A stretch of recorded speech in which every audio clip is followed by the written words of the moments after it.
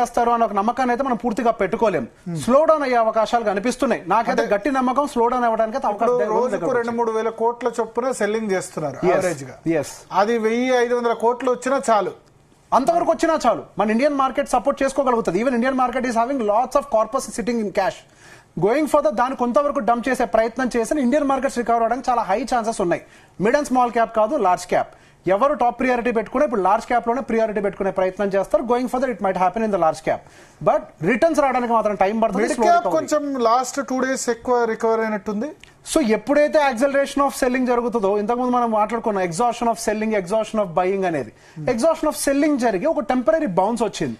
మళ్ళీ ఆ బౌన్స్ కొంతవరకు మళ్ళీ అక్కడ కన్సాలిడేషన్ కానీ మళ్ళీ కొంత డిప్ రావడానికి కానీ అవకాశం ఉంది. కానీ మనకి లార్జ్ క్యాప్ సెగ్మెంట్ లో మాత్రం కొంతవరకు మంచి హోప్ కనిపిస్తుంది. లార్జ్ క్యాప్ సెగ్మెంట్ లో కొంచెం ఎఫ్ఐ యొక్క బయింగ్ తగ్గినా, లేకపోతే వాళ్ళ ఫేవరెట్ సెగ్మెంట్ అయినటువంటి హెచ్డిఎఫ్సి బ్యాంక్ కానీ రిలయన్స్, అండ్ గమనిస్తే ఈ మధ్య రిలయన్స్ రికవర్ అవడం మొదలుపెట్టింది. ఇట్లాంటివన్నీ కొద్దిగా స్టెబిలైజ్ అయినా కానీ there is very high chance we might slowly start recovering. So ఇక్కడ నుంచి మనకు అవకాశాలు చాలా ఎక్కువ ఉన్నాయి పెరగడానికి. ఓకే, అంటే స్మాల్ క్యాప్ పర్ఫార్మెన్స్ కొంచెం మీరు అన్నారు లాస్ట్ టైం స్మాల్ క్యాప్ పెరిగింది కదా లో నుంచి. టెక్నికల్ బౌన్స్ అన్నారు, టెక్నికల్ లాస్ట్ 2 days పడిపోయింది స్మాల్ క్యాప్. సో సహజంగా ఇంతకు ముందు మీరు అడిగారు ఇప్పుడు లోలో ఉంది కదా, కొంచెం రికవర్ అయిన తర్వాత ఎంటర్ అవ్వచ్చు కదా అని. సో ఇది స్టాండర్డ్ ఎగ్జాంపుల్ అని చెప్పుకోవచ్చు అనుకుంటా. ఇప్పుడు కొంత రికవర్ అయ్యి కొంత హోప్ ని క్రియేట్ చేస్తుంది, తర్వాత మళ్ళీ సెల్ ఆఫ్ ని ట్రిగ్గర్ చేస్తుంది. సో మార్కెట్ ఎప్పుడైనా కిందకు వచ్చేటప్పుడు ఒక సింగిల్ స్ట్రైట్ లైన్ లో రాదు. మార్కెట్ అనేది కిందకు వచ్చేటప్పుడు స్లోగా కిందకు వచ్చి మళ్ళీ ఒక చిన్న టెక్నికల్ బౌన్స్ తీసుకొని మళ్ళీ కిందకు వచ్చే ప్రయత్నం చేస్తుంది. సో ఈ జిగ్జాగ్ ప్యాటర్న్ అనేది మోస్ట్ కామన్. మనం కింద నుంచి పైకి వెళ్ళేటప్పుడు కొత్త హోప్ ని క్రియేట్ చేసుకోవడం కంటే ఒక ప్రాపర్ ప్రైస్ యాక్షన్ కానీ లేదా ఒక ఎకనామిక్ ఏదైనా యాక్టివిటీ చేంజ్ అయిందని ఒక నమ్మకం వచ్చేంత వరకు వెయిట్ చేయాలి, లేకపోతే డిసిప్లిన్ ఎస్ఐపి కంటిన్యూ చేసుకోవాలి. ఇప్పుడు యుఎస్ మార్కెట్ల వల్ల ఏ సెక్టార్స్ ఇంపాక్ట్ అవుతాయి? టెక్నాలజీ సెక్టార్స్ ఇప్పుడు మీరు అవాయిడ్ చేయమని చెప్తారు. టెక్నాలజీ మీద ఇంపాక్ట్ ఎక్కువగా కనిపించడానికి అవకాశం ఉందండి. ఐటీ. సో మన ఇండియన్ ఐటీ అంతా కూడా వాళ్ళ మీద ఎక్కువగా డిపెండ్ అయి ఉంటుంది. సో వాళ్ళ ఎకానమీ స్లో డౌన్ ఏంటంటే మన దగ్గరకు వచ్చేటువంటి ప్రాజెక్ట్స్ కౌంట్ తగ్గే అవకాశాలు ఎక్కువగా ఉన్నాయి. So going further IT may take big impact. So ఈ రోజు పడ్డ వాటిల్లో డీపర్ కరెక్షన్ ఏం జరగలేదు. సో కంపారిటివ్లీ తక్కువే జరిగింది. కాకపోతే గత కొన్ని రోజుల్లో బాగా పడింది, దాదాపు 2.5% పడింది. ఎక్కువ ఎక్స్పోజర్ సహజంగా ఇన్ఫోసిస్ గానీ టీసీఎస్ గానీ వీళ్ళందరూ కూడా ఎక్కువ ఆ కంట్రీ మీద, యూఎస్ కంట్రీ మీద ఎక్కువగా డిపెండ్ అయి ఉంటారు. సో అక్కడే రిసెషన్ వస్తుందేమో ఒక ఫియర్ ఉంటే సహజంగా కాస్ట్ కటింగ్ నేపథ్యంలో సాఫ్ట్వేర్ కి ఇచ్చేటువంటి బడ్జెట్స్ ని కట్ డౌన్ చేసే ప్రయత్నాలు చేస్తాయి ఈ కంపెనీస్ అన్ని కూడా. సో దాని యొక్క ఇంపాక్ట్ ఐటీ సెగ్మెంట్ మీద ఎక్కువగా ఉంటుంది. ఓకే. సో అంటే ఇప్పుడు ఐటీ సెగ్మెంట్ అవాయిడ్ చేయాలంటారా? అక్యుములేట్ చేయాలంటాను. అక్యుములేట్ చేయాలి. సో మనకి when compare to other markets, Indian IT market is comparatively stable. మనం ఏమీ టూ మచ్ బ్యాడ్ కండిషన్ లో మనం ఏమి లేవు, ఎక్స్పెన్సివ్ వాల్యుయేషన్స్ ఏమీ లేము.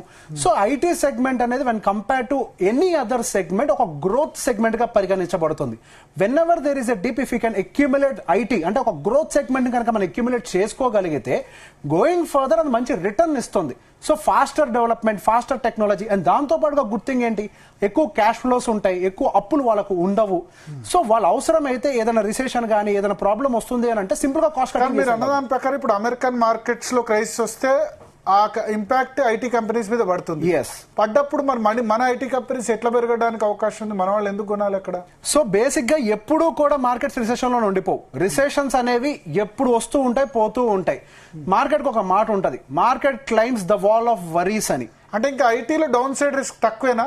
డౌన్ సైడ్ రిస్క్ ఉండొచ్చు, నేను అదే చెప్తున్నాను. మల్టిపుల్ లేయర్స్ లో అక్యుములేట్ చేసుకోవడం పెట్టుకుంటే మనకు అది పెరిగినప్పుడు వచ్చేటువంటి రిటర్న్స్ అనేవి బెటర్ గా ఉంటాయి.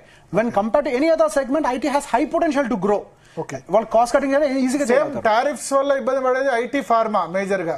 ఒకవేళ ట్రంప్ గనుక వేస్తే కానీ ఇప్పుడు మనకు ఫార్మా కొంత స్టేబుల్ అవడం అయితే గమనిస్తున్నాం. వెన్ కంపేర్ టు ఐటీ, ఐటీలో కొంతవరకు ఇంకా ఆ ప్రాబ్లం అయితే కనిపిస్తుంది, కానీ ఫార్మా ఆల్మోస్ట్ స్టేబుల్ అయింది. మనం దాని గురించి కూడా మాట్లాడుకున్నాం. ఫార్మా మీద విపరీతమైన ప్రెషర్ బిల్డ్ చేస్తే ఇంకింతకంటే ఎక్కువగా ఇబ్బంది పడేది యుఎస్ పీపులే. సో దాని గురించి దృష్టిలో పెట్టుకోనైనా any given point of time pharma మీద కొద్దిగా రిలీఫ్ ఇచ్చే అవకాశం ఉంది. సో ఫార్మాలో వీక్నెస్ అనేది ఎక్స్టెండ్ అవ్వట్లే. ఐటీలో కూడా ఎందుకు ఎక్స్టెండ్ అవుతుంది అని అంటే because of the tensions in the regarding to the recession. So IT pharma stocks ఇప్పుడు కొనొచ్చా? మీ అడ్వైజ్ ఏంటి?